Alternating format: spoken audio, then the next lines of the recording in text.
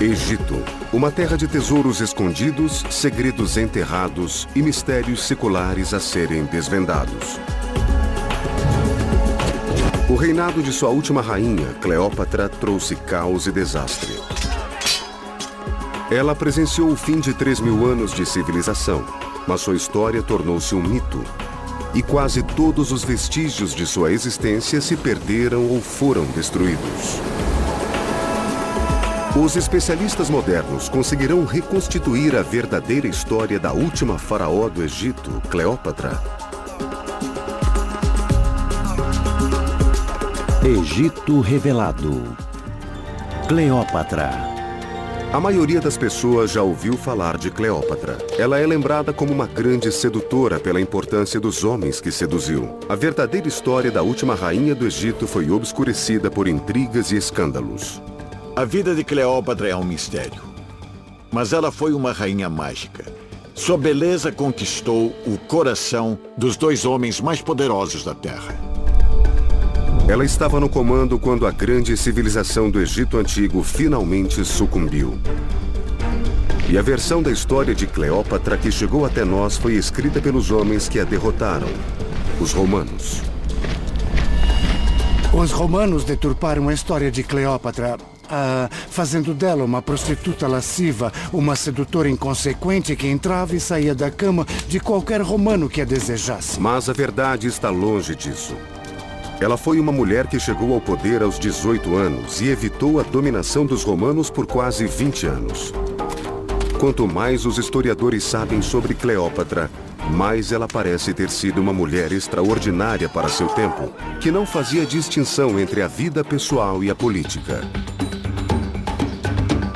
As escolhas que ela fez ajudaram a dar forma à história do mundo. Mas é difícil encontrar evidências físicas de seu reinado. Embora Cleópatra seja famosa, tudo o que sabemos dela são boatos ou mitos. É importante procurar evidências egípcias de Cleópatra, porque ela governou o Egito, era sua terra natal, o seu país. Se acharmos evidências egípcias, teremos a perspectiva dos próprios egípcios sobre o reinado de Cleópatra, e não a dos romanos. Cleópatra nasceu em um período único da história egípcia, em que 2 culturas se fundiram para produzir uma sociedade totalmente diferente. Embora seja lembrada como egípcia, ela era originária de uma dinastia grega que havia chegado ao Egito cerca de 300 anos antes. Os membros dessa dinastia eram gregos da Macedônia ou do norte da Grécia, como a chamamos hoje. A dinastia foi fundada por Ptolomeu, um dos generais de Alexandre o Grande, que o seguiram até a Ásia. Ptolomeu conquistou o Egito e fundou sua própria dinastia aqui. Portanto, os ptolemaicos eram gregos e egípcios. Os egípcios já construíam seus monumentos inconfundíveis há mais de 2.500 anos. Mas os ptolemaicos também deixaram sua marca. As cidades egípcias estão repletas de ruínas de edifícios de estilo grego. Até mesmo aqui em Saqqara, no antigo campo sagrado dos faraós, existem estátuas de grandes pensadores gregos, como Homero e Platão, entre outros. Depois de vários governantes ptolemaicos inexpressivos, a última grande soberana do período ptolemaico no Egito foi Cleópatra. Ela concluiu o período helenístico iniciado por Alexandre centenas de anos antes. Mas os ptolemaicos não menosprezaram a tradição egípcia. Eles fizeram de tudo para demonstrar que a respeitavam. Eles adotaram costumes locais, representando a si mesmos em trajes egípcios e construindo novos templos para os deuses egípcios. As evidências dessa fusão de culturas ainda estão presentes em todo o Egito. Mas um dos melhores exemplos está escondido sob as ruínas da moderna Alexandria. Colin Clement visita as tumbas adriânicas de Kon el-Shafka, no sudoeste da cidade. Este é um guardião da tumba, a cabeça de Anubis. E Anubis representa a antiga religião egípcia, era o deus da vida após a morte. E aqui embaixo, em vez das pernas, vemos a cauda da cobra Agatodaimon, um deus benevolente do período helenístico. É um exemplo perfeito da fusão que houve na Alexandria. E isso reflete o mundo em que Cleópatra nasceu. Essas duas grandes culturas se fundiram aqui e dominaram o mundo antigo, definindo o modo como as pessoas viviam, pensavam e construíam. Este lugar foi feito de forma meio desordenada, mas ainda assim é impressionante. No Egito ptolemaico, a fusão de gregos e egípcios formou um caldo cultural. E Alexandria era um exemplo típico, tanto que o povo entendia os idiomas grego e egípcio e começou a surgir um estilo de arquitetura e arte que usava formas gregas, mas também alguns elementos egípcios. A mistura das duas culturas pode ter influenciado a criação de Cleópatra. Ela cultivava a crença egípcia no poder absoluto do faraó e a reverência grega ao conhecimento e ao aprendizado. Ela pode ser considerada uma mulher de educação superior.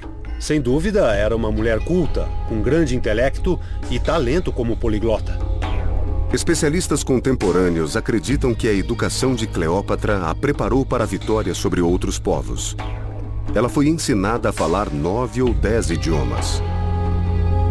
Ela possuía tanta cultura para ser rainha do Egito porque viveu na cidade mais sofisticada e maravilhosa do mundo naquela época. Podemos vê-la como a encarnação do aprendizado e da postura aristocrática. Talvez devido à fama da Alexandria como centro de aprendizado no mundo antigo com sua famosa biblioteca. A Biblioteca de Alexandria era o coração do mundo de Cleópatra. Atualmente, o lugar onde se localizava é ocupado por uma rival moderna, construída em homenagem ao antigo edifício. Séculos antes da invenção da imprensa, ela teria abrigado mais de 700 mil pergaminhos. Gerações de ancestrais de Cleópatra foram implacáveis na ambição de transformar a cidade em um centro internacional de ensino e conhecimento. Os ptolemaicos fizeram de tudo para fazer uma cópia de cada livro que existia. E tinham até agentes alfandegários para fiscalizar navios que chegavam ao porto. Se encontrassem um livro a bordo que não estava na biblioteca, o livro era confiscado e trazido para a biblioteca. Ela representava o primeiro bastião do pensamento do mundo. Os ptolemaicos, inclusive Cleópatra, tinham condição de pagar estudiosos simplesmente para pensar e usar o cérebro. Ela estimulou a pesquisa e a erudição em um nível idealista puramente intelectual e acadêmico. Existe outro edifício que revela como a dinastia de Cleópatra queria ser vista. Uma estrutura que representava sua face pública. Era literalmente a primeira coisa que um recém-chegado ao porto de Alexandria veria. O farol, uma das 7 maravilhas do mundo antigo. Alguns textos escritos na antiguidade falam de uma grande torre construída com pedras brancas que se situava na ponta da ilha de Faros. Temos algumas imagens, mas nenhuma com detalhes. Esses textos descrevem um monumento incrivelmente alto, construído durante o reinado do antepassado de Cleópatra, Ptolomeu, como um farol para orientar os navios. Mas apesar de sabermos que o farol existiu, não sabemos ao certo qual era a sua aparência. A novidade nos últimos anos é termos descoberto elementos da monumental porta que lhe dava acesso. Encontramos batentes e um lintel. Jean-Yves Pro liderou a equipe que em 1994 descobriu estes enormes fragmentos de pedra no fundo do mar. Ele acredita que elas formavam o pórtico do farol. Aqui estão 2 fragmentos do enorme portão do farol. Um terremoto os quebrou. Então, nós pudemos retirá-los do fundo do mar. Mas a outra parte ainda está lá, inteira. E também o lintel. E agora temos o batente completo, sendo que a base tem mais de 11 metros e 45 centímetros de altura. As pedras revelam que o farol era mais uma combinação de elementos egípcios e gregos. Bem, essa pedra fala por si. Ela é feita de granito. Isso quer dizer que foi esculpida por artesãos egípcios. Mas ela foi usada na construção do farol, o símbolo de Alexandria. O pórtico era composto por 3 blocos sólidos de granito, cada um pesando mais de 100 toneladas. tinha mais de 11 metros de altura. Sem dúvida, um edifício com um pórtico de proporções tão monumentais deve ter sido enorme. Uma pista que revela a possível aparência do edifício inteiro está a quase 50 quilômetros ao longo da costa. Especialista em Cleópatra, a pesquisadora Andrea Kay visita um lugar que alguns acreditam ser a cópia do farol, mas em escala reduzida. Estamos no farol de Taposiris Magna. Na época ptolemaica, era um edifício muito grande e este farol foi construído sobre um cemitério ptolemaico. Provavelmente serviu como um tipo de monumento funerário e talvez como torre de sinalização. O farol tinha uma altura no mínimo 4 vezes maior do que esta torre, mas Andrea Kay acredita que a forma e as proporções são as mesmas. Ele tem uma grande base quadrada, com uma seção octogonal no meio e um topo cilíndrico. Esta forma é compatível com antigas descrições do farol. A partir do desenho deste farol e da escala obtida pelo pórtico encontrado no mar, é possível criar uma imagem da provável aparência da entrada do grande monumento do Império de Cleópatra. Com quase 120 metros de altura, foi um dos maiores edifícios da Terra até sua destruição no século XIV. Se a intenção do construtor era angariar prestígio, ele conseguiu. Este farol foi uma façanha da engenharia e saudava os visitantes que chegavam ao porto de Alexandria, mas também mostrava ao mundo que Alexandria era o centro do poder no Mediterrâneo. Os ptolemaicos tinham uma palavra para isso, tryphi, que já foi traduzida em inglês como luxo, e ela significa tudo em excesso. Do valor ao conhecimento, as obras arquitetônicas, o que quer que fizessem, era monumental. O céu era o limite porque eles realmente tinham recursos ilimitados à sua disposição. Cleópatra, a última rainha do Egito, era produto de uma cultura singular e de tempos extraordinários. Para compreendê-la de fato, os arqueólogos modernos investigam o mundo em que ela nasceu e no qual promoveu mudanças irrevogáveis. Isso significa analisar a Alexandria, a cidade onde ocorreram os eventos que mudariam o curso da história. Mas durante os 2000 anos, desde que o exército romano derrubou o Império de Cleópatra, a cidade evoluiu. Hoje, Alexandria é uma metrópole grande e moderna. Pintar um retrato da cidade que Cleópatra conheceu exige muito trabalho investigativo. A egiptóloga Andrea Kay está usando um sistema de GPS para mapear a localização exata dos poucos marcos da antiguidade que ainda restam.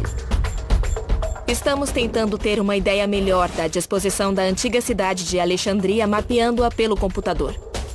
Ela está reunindo informações obtidas por relatos antigos e pelos mapas anteriores ao desenvolvimento moderno da cidade. Isso permitiu que ela identificasse a localização dos principais edifícios. Isso nos dá uma ideia melhor do que estava lá. E ao reunir todas essas peças, podemos tentar completar o quadro da melhor forma possível. E, quem sabe, entender o tipo de cidade em que Cleópatra viveu. Em 2000 anos, a própria forma da paisagem mudou. Desde a época de Cleópatra, a terra sofreu com a erosão e o afundamento. E ao longo dos séculos, a cidade foi reconstruída várias vezes. Os vestígios antigos que ainda não foram descobertos estão bem abaixo do nível do solo. Para os estudiosos em busca de evidências de Cleópatra e do mundo em que ela viveu, o foco de interesse deve se voltar para o coração da cidade na época, o distrito do Palácio. Deve ter sido uma parte muito importante da cidade em que Cleópatra viveu. Ela pode ter morado bem ali. Deve ter sido um dos bairros mais ricos da cidade, já que o distrito do palácio ocupava 1/5 de toda a área dentro das muralhas da cidade. Esta é uma das regiões da cidade onde sabemos que Cleópatra viveu. Mas os arqueólogos sempre pensaram que estivesse perdida para sempre. O nível do mar mudou muito aquela região da cidade. A área que margeava o porto agora está submersa. Infelizmente, é um local propenso a sofrer terremotos e atividade sísmica. Então, houve terremotos e há até um relato de tsunami, uma onda de maré, no século IV depois de Cristo.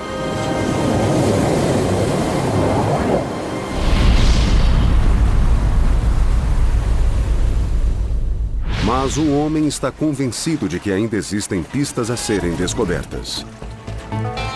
No começo da década de 1990, o arqueólogo marinho Frank Godio começou a mergulhar no porto.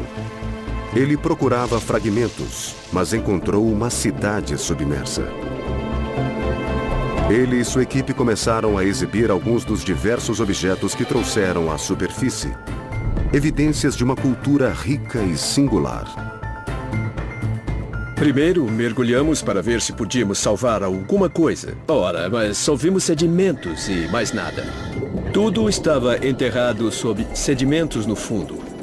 Depois, tivemos que iniciar a escavação submarina e, pouco a pouco, vimos granito vermelho. Era um bloco de granito vermelho e, quando limpamos, era um hieróglifo.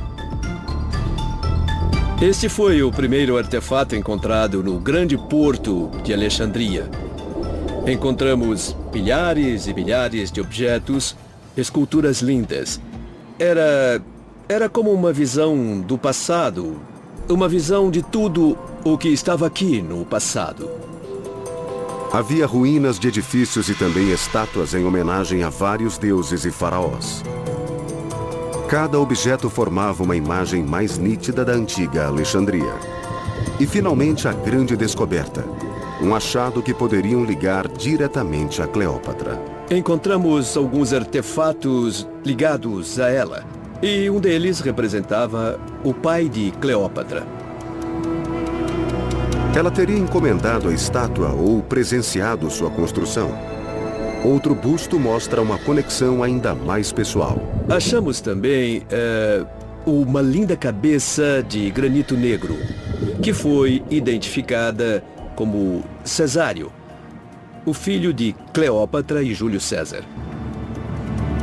Este é um busto do filho de Cleópatra com Júlio César, Cesário, que depois foi assassinado por seu sucessor.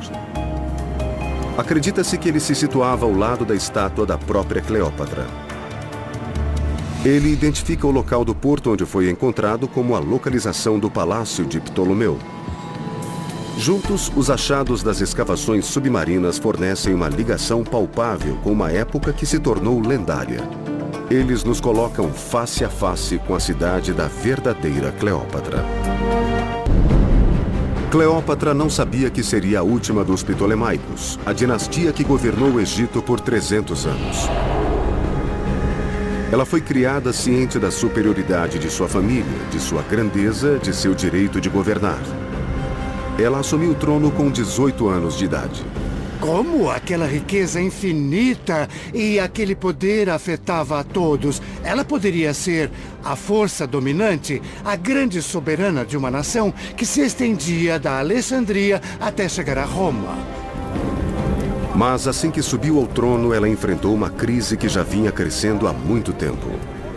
Os Ptolemaicos haviam sugado totalmente o Egito. Sua total incompetência política, seu fracasso no campo militar, a incapacidade de controlar os cortesãos e o clero e sua permissividade acabaram levando a dinastia, assim, ao fundo do poço. Foi o que Cleópatra herdou, um império em rota de colisão com o desastre. Seu reinado começou com uma luta pelo poder. Seu irmão usurpou o trono e a rainha traída foi obrigada a se esconder. Nas tumbas de Anfushi, ocultas no subsolo da antiga cidade, Jean-Yves Pro encontrou evidências modernas do que aconteceu em seguida. Para começar, é uma surpresa encontrar aqui desenhos tão frágeis, feitos apenas com carvão. Esses desenhos rústicos a carvão representam um único evento que iria mudar o mundo de Cleópatra.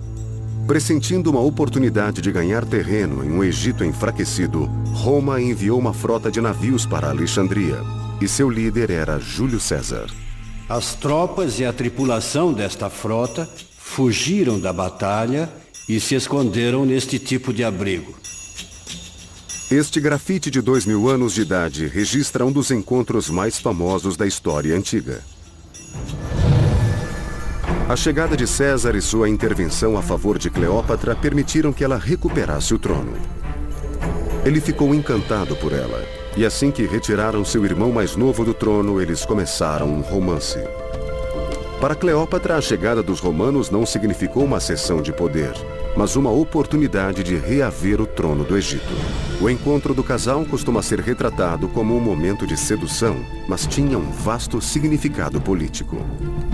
Roma poderia ser seu pior inimigo ou seu maior aliado. E quando Cleópatra e César se encontraram, eles sabiam exatamente o que queriam.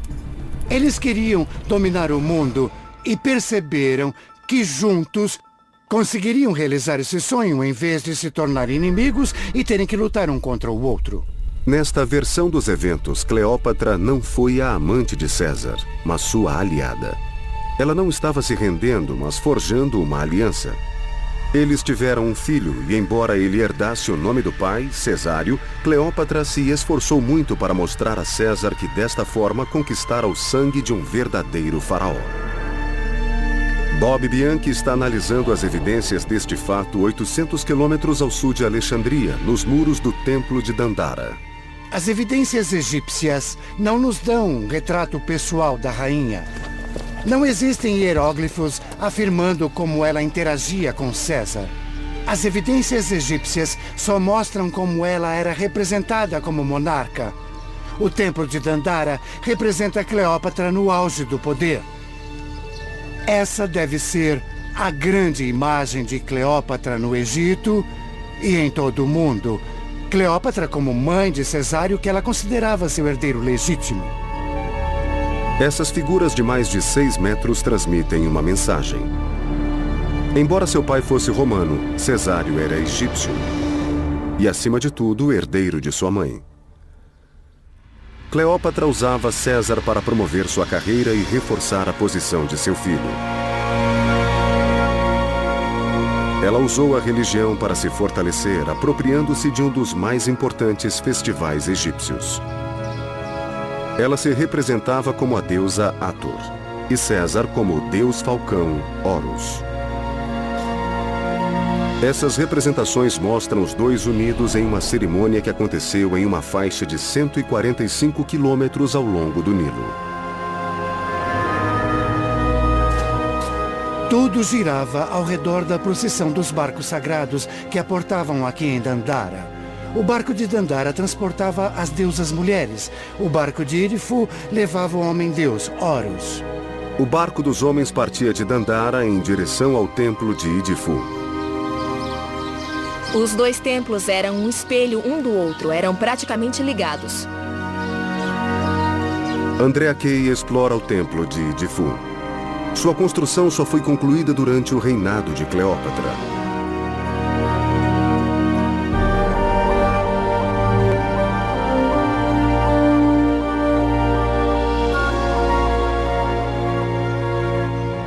Cleópatra deixou muito claro que era a deusa Hathor. E também parece bem explícito que César era o rei Horus. Então a estátua de Horus, representando César neste caso, deve ter sido colocada no barco, que era um altar móvel, carregado pelas pessoas até o rio e transportado para Dandara, onde Hathor, também Cleópatra, era a metade feminina. Esta era tanto uma peça de propaganda como um ritual religioso. Quando César e Cleópatra se uniram, ela não se tornou romana, mas César assumiu uma identidade egípcia. O fato de ser representado como Horus, o próprio deus dos faraós que uniu e protegeu o Egito, é muito significativo. Este é Cesário, o filho de Cleópatra e Júlio César. E aqui ele é mostrado sob a proteção do deus Horus, senhor deste templo. Vemos em Dandara que Cleópatra se apresentava como Hathor, vemos aqui que Horus devia representar César, e vemos também Cesário, que é o filho divino de ambos os deuses. A imagem que se forma de Cleópatra revela seu lado político e propagandista. Alguém disposta a criar um legado, projetando para si mesma a imagem de uma grande faraó. Mas isso representa um enigma para os egiptólogos. Robert Bianchi está perto de Luxor, local de um dos mais antigos complexos religiosos do mundo, Karnak. Os faraós construíram monumentos aqui 2000 anos antes de Cleópatra. Todos os grandes faraós do Egito, Tutankhamon, Ramsés, Amenhotep, todos deixaram seu nome aqui. Inclusive os ptolemaicos, então temos quase 2000 anos de história aqui. Para um faraó construir um monumento em Karnak e deixar sua marca era quase obrigatório. Então, onde está o de Cleópatra? Podemos supor que uma rainha tão nacionalista como Cleópatra teria feito alguma coisa para deixar sua marca aqui. Parece improvável que ela tenha negligenciado a tradição. Talvez Cleópatra tenha de fato construído algo aqui, mas as pessoas se esforçaram para apagar qualquer vestígio da rainha. Bob Bianchi está convencido pelas evidências que Cleópatra realmente deixou sua marca em Karnak. Sabemos que no século II depois de Cristo, durante o reinado do imperador romano Adriano, uma família muito importante que morava nesta região batizava suas mulheres de Cleópatra. Então a memória dela existiu. E essa memória viva sugere que devia haver monumentos aqui. E eles reforçariam o batismo dos filhos em homenagem à rainha. Ele pode ter sido destruído deliberadamente e caído no esquecimento nesta área de 40 hectares. Mas encontrar os vestígios que Cleópatra deixou aqui se tornou uma missão para alguns arqueólogos dispostos a reabilitar sua reputação. Eles estão redescobrindo uma história que foi escondida ou mal interpretada nos últimos 2000 anos. Mas um novo achado em um local do sítio conhecido como Avenida das Esfinges sugere que a busca terminou. No passado, centenas de estátuas se alinhavam na via entre Karnak e o templo de Luxor. Cada uma delas exibia a cabeça de um faraó e o corpo de um leão. Sempre se acreditou que essas estátuas eram anteriores a Cleópatra em cerca de 300 anos, mas novas teorias sugerem outra explicação. Acabamos de achar uma nova cabeça de uma das esfinges que estavam aqui. E parece que essa cabeça foi feita durante o período ptolemaico. A julgar pelo estilo da estátua e do rosto que ela representa, Mansur Bureik acredita que ela é de uma época bem mais próxima à de Cleópatra. Os olhos são maiores, as sobrancelhas são mais longas, então acredito que os ptolemaicos acrescentaram esfinges a esta via cerimonial. Esta é uma das várias estátuas semelhantes encontradas no mesmo local. Sua presença convenceu Bureik e sua equipe a concentrar as buscas aqui. Por fim, ele fez a descoberta que gerações de arqueólogos procuravam. Uma inscrição retangular contendo o nome de Cleópatra, o cartucho sagrado da grande rainha. Aqui nós podemos ver nítidas evidências de Cleópatra. Neste bloco de arenito, podemos ver o cartucho de Cleópatra bem aqui, com a cobra na lateral. São evidências da história do mundo perdido de Cleópatra. Isso, pelo menos, nos mostra que Cleópatra fez alguma coisa aqui. Para os egiptólogos, esse bloco é uma descoberta incrível que nos aproxima ainda mais do mundo de Cleópatra. Mas também nos lembra o quanto as evidências físicas são escassas. Ramsés o Grande cravou seu nome em todo o Egito e construiu um império em pedra. Quéops construiu a Grande Pirâmide, uma das 7 maravilhas do mundo antigo. Geralmente, os faraós preenchiam seus templos com estátuas de si mesmos, mas não Cleópatra. Não existem grandes estátuas dela em Alexandria. Para descobrir a aparência da rainha nessa cidade, é necessário procurar coisas mais humildes, como moedas. Colin Clement veio a este depósito para procurar relíquias de um império financeiro perdido. É incrível achar moedas em tão bom estado. Moedas da própria Cleópatra. que é muito famosa, mas no fundo não há muitas evidências arqueológicas de sua aparência. Ou seja, embora sua fama seja mundial, dentro da cidade que governava, há muitos poucos indícios de sua presença. O fato de resistirem até hoje já é extraordinário, mas as moedas também eram notáveis em sua própria época. Temos o perfil da própria Cleópatra. Ela não é tão bonita, apesar de todos os mitos e lendas sobre sua beleza, mas de fato é ela. E o que isso nos diz? Bem, em relação à cunhagem egípcia ou ptolemaica, não havia representação feminina, somente ao lado do rei em exercício. Aqui vemos a cabeça de uma soberana. Então sabemos que Cleópatra comandava o país. Ela era governante. Em seus 3.000 anos de história, apenas em 5 ocasiões o povo egípcio antigo foi governado por uma mulher faraó. O reinado de Cleópatra foi um deles. Mas Bob Bianchi acredita que as moedas não se destinavam ao povo egípcio. Os antigos egípcios não usavam moedas, e sim o escambo. As moedas que Cleópatra cunhou serviam para pagar o povo grego por seus trabalhos. Então as moedas eram usadas como forma de propaganda e não para identificar a aparência da rainha. Então o rosto nestas moedas devia ser exibido a pessoas de fora do império, não como Cleópatra realmente era, mas como a rainha gostaria de ser vista. Não como vítima de uma trama, o que mais tarde ela se tornaria, mas a senhora delas. Nas moedas ela é representada como uma grega clássica, reforçando sua conexão ancestral com Alexandre o Grande. Mas nas paredes do templo de Dandara, ela é puramente egípcia, a encarnação viva da deusa Ísis. Então, como Cleópatra via a si mesma? Os ptolemaicos e sua corte real ainda se orgulhavam de sua herança grega. Acredita-se que Cleópatra foi a primeira a aprender o idioma de seus súditos egípcios, e pesquisas atuais sugerem que ela não tinha apenas sangue grego. Talvez ela não fosse totalmente europeia. É preciso lembrar que sua família já vivia no Egito há quase 300 anos na época em que ela chegou ao poder. Sally Ann Ashton passou anos estudando artefatos para descobrir o que acredita ser a verdadeira aparência física de Cleópatra. Sua origem era complicada, então ela se apresentava de diferentes formas a diferentes povos. O motivo pelo qual escolhi esse anel específico é por ser egípcio. Ele mostra Cleópatra como Ísis quando ela ainda era muito nova e como ela tinha apenas 40 anos quando morreu. Esse é o tipo de imagem que devemos analisar. A imagem neste anel é importante. Foi fabricada e exibida na época de Cleópatra. Transformada em um modelo tridimensional, pode ser a representação mais próxima da mulher mais poderosa do mundo antigo. No passado, sempre que se contava a história de Cleópatra, sua aparência e suposta beleza lendária desempenhavam um papel importante.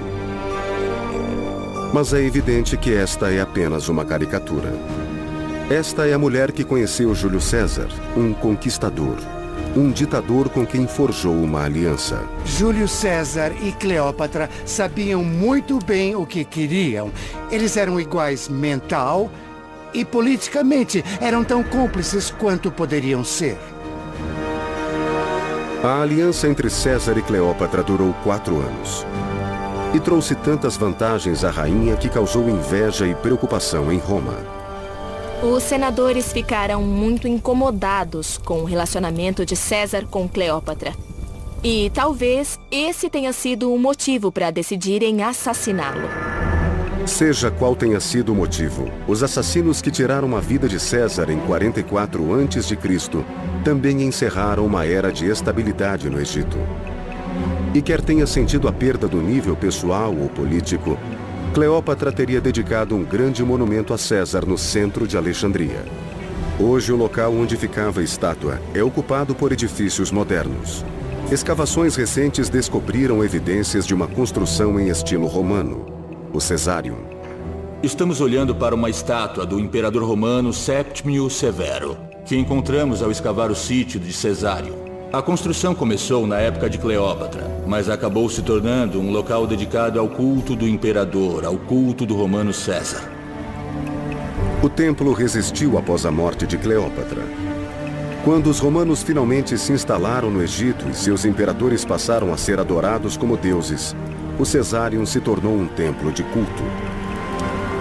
Originalmente construído como um monumento egípcio para o amigo leal do Egito, ele foi reformado e ampliado, um lembrete em pedra da presença dominante do poder de Roma. Há descrições de Fílon de Alexandria. Sem dúvida ele dizia que era esplêndido, suntuoso e decorado com muitas estátuas. Pela impressão geral, devia ser um templo muito luxuoso e provavelmente dedicado ao imperador. Mas na época em que este relato foi escrito, a estrutura que Cleópatra teria construído provavelmente não estava mais lá. Ela teria sido destruída pelas forças romanas em um ato que alguns especialistas consideram como uma tentativa de apagar Cleópatra da história, a soberana cujo trono Roma usurpou. Com a morte de Júlio César, Cleópatra havia perdido seu mais poderoso aliado em Roma, e o que havia sido um relacionamento entre iguais viria a se tornar o de predador e presa. Dois homens reivindicaram o direito de ser o herdeiro de César, uma disputa em que o prêmio era o Egito. Marco Antônio era um general romano e o braço direito de Júlio César. Depois da morte de César, Marco Antônio dividiu o poder com Otaviano. Eles partilharam o governo de Roma e Marco Antônio recebeu a região oriental. Por causa disso, ele foi ao Egito e conheceu Cleópatra e começou a se relacionar com ela. Do relacionamento entre Marco Antônio e Cleópatra nasceram 3 filhos. Embora lembrado como um romance condenado, pode ter sido outro movimento inteligente de Cleópatra. Com Júlio César fora de combate, Cleópatra ainda precisava de um aliado em Roma. Assegurar o apoio de Marco Antônio era mais uma jogada de Cleópatra para ajudar a proteger os interesses do Egito. Cleópatra precisava de um aliado forte e poderoso para substituir Júlio César. E o único candidato viável era Marco Antônio. Os dois acabaram forjando uma aliança com o objetivo de reunir todos os seus recursos e derrubando Otaviano, o vencedor ficaria com tudo. Segundo historiadores romanos, houve uma cerimônia chamada Doações de Alexandria, em que Marco Antônio e Cleópatra dividiram o império e fizeram de seus filhos os chefes de Estado. Cleópatra governaria o Egito com Cesário, enquanto as demais terras foram divididas entre os 3 filhos que ela teve com Marco Antônio. Mas essa distribuição de territórios rendeu ao general novos inimigos em Roma.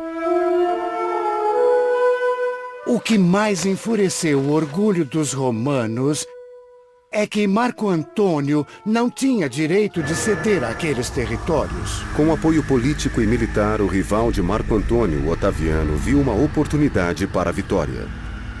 Marco Antônio e Cleópatra travaram uma batalha naval contra Otaviano e foram derrotados. Agora não havia mais volta e os dois sabiam disso. Quando voltaram ao Egito, eles se entregaram ao desespero ao pensar que Otaviano chegaria para assumir o controle do país. Marco Antônio se matou com sua espada, e Cleópatra o acolheu durante a agonia e ele morreu nos braços dela. Seu amante estava perdido, assim como o Egito. E ela também cometeu o suicídio. Não sabemos de fato como Cleópatra morreu. Os escritores romanos fornecem 2 versões diferentes de como Cleópatra se matou. Ou ela comeu um figo envenenado de uma cesta de frutas, ou usou uma víbora, uma cobra venenosa, que era um símbolo de magia e poder na religião egípcia. Até mesmo o suicídio de Cleópatra parece ter sido um ato de desafio. Ao tirar a própria vida, ela evitou que Otaviano a exibisse pelas ruas de Roma como símbolo de sua vitória. Mas com a morte de Cleópatra, a última barreira que protegia o Egito foi removida. Otaviano se declarou o primeiro imperador, Augusto César. O povo egípcio imediatamente se tornou subordinado a Roma. Depois da morte de Cleópatra, o Egito se tornou apenas outra província do Império Romano, apesar de ser uma província muito rica e importante. Gradualmente, ao longo do tempo, as tradições egípcias, como a língua e a religião, se perderam. E o Egito só seria independente de novo quase 2000 anos depois.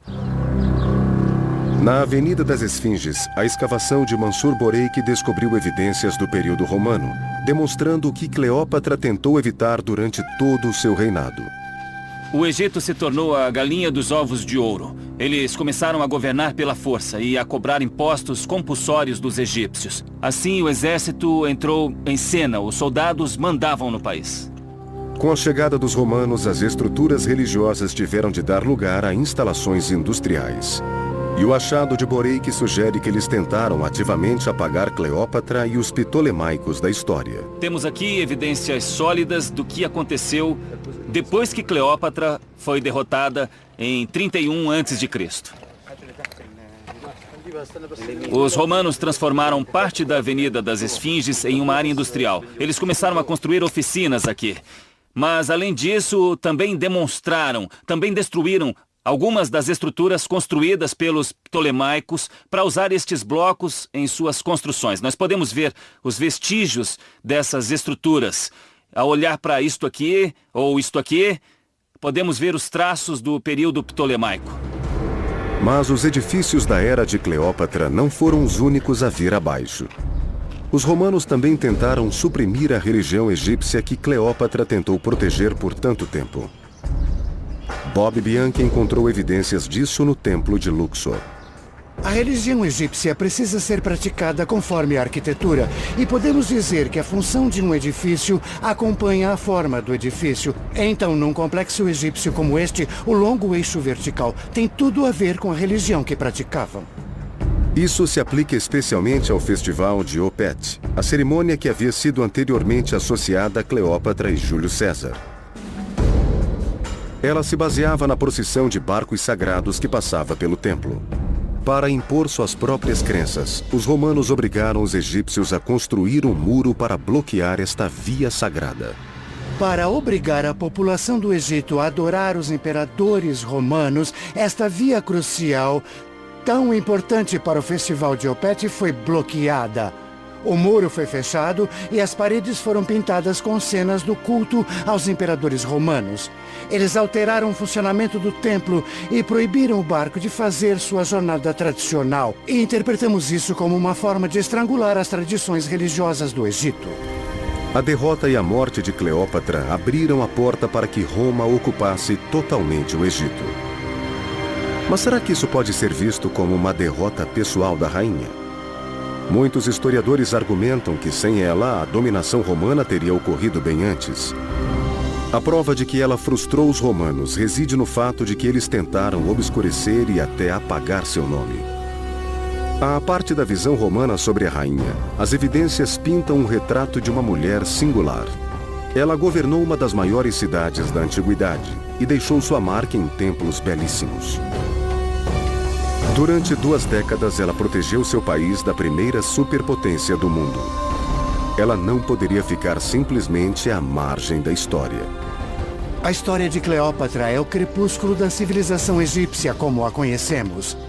Conhecemos a civilização egípcia pelas pirâmides, por Tutankhamon, por Alexandre o Grande.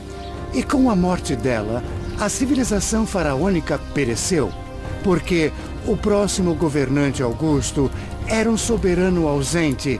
Não havia um monarca presente no Egito.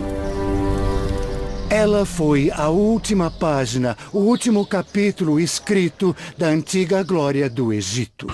Versão brasileira Vox Mundi.